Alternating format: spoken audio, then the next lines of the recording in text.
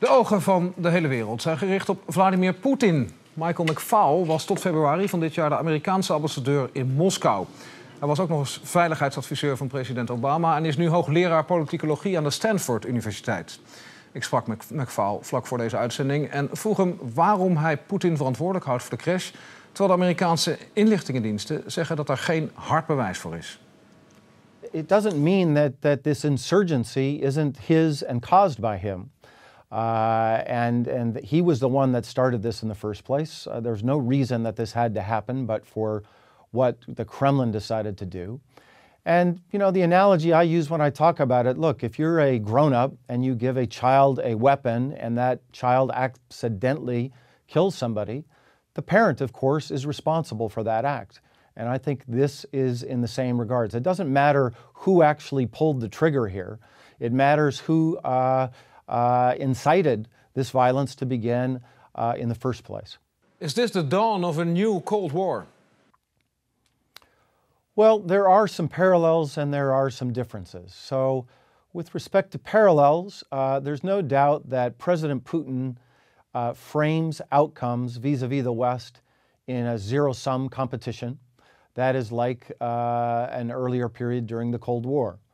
Secondly, he's not afraid to use force, either through supporting others or directly, to achieve, in his view, national security ends for Russia. That's something new as well. Third, there is a propaganda war being instigated by Russia that I think harkens back to the Cold War. In fact, I would say it's even more expansive than during the Cold War in terms of framing issues in erroneous ways and framing issues in this zero-sum way, that it's either you're for Russia or against Russia. So in those ways, I think it is like the Cold War.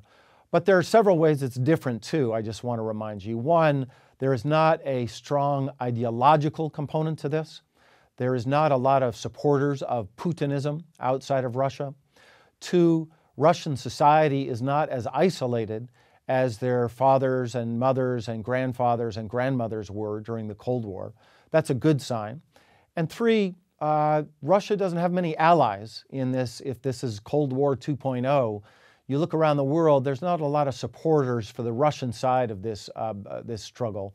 I think that's also good news. Do you think Putin deliberately made an enemy of the West to strengthen his own position?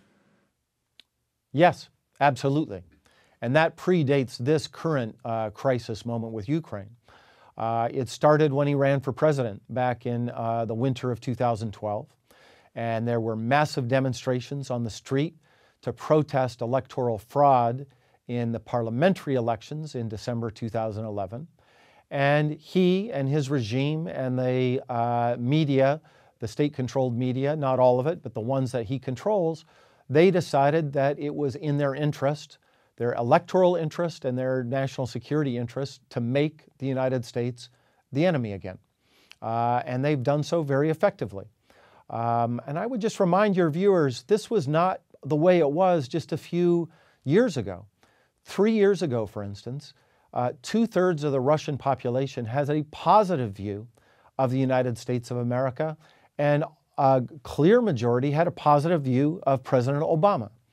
That has radically changed in 3 years, not because of some new foreign policy adventure of the Obama administration or the West, but I think in large measure because Putin changed the way that he wanted his population to perceive my country and the rest of Europe.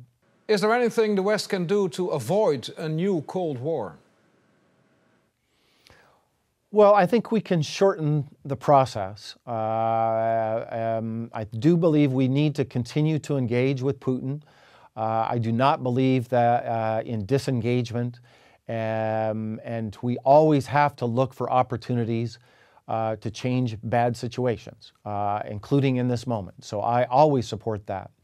Second, even during this moment of tension, we have the ability to cooperate with Russia on mutual interests. And first and foremost, I think of Iran right now and the very effective cooperation that we've had in the P5+1 in dealing with Iran, and I'm cautiously optimistic that that can continue.